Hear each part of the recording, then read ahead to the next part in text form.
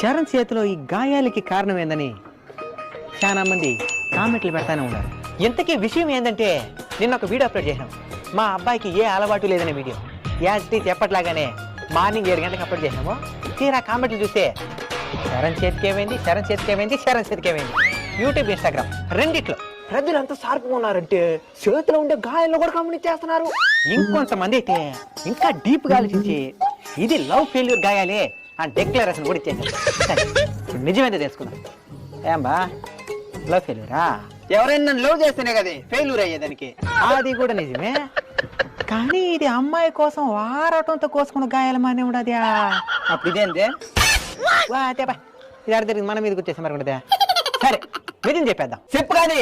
మా చేతుల మీద ఉండే ఈ గాయాలకి కారణం ఏదంటే మా గ్రామంలో జరిగిన అంకమ్మ తల్లి కొలుపు. ఆ ఉత్సవంలో భాగంగా జాట్లు వేసుకోవడం అనే కార్యక్రమం జరుగుతుంది. మీకు అర్థమయ్యే విధంగా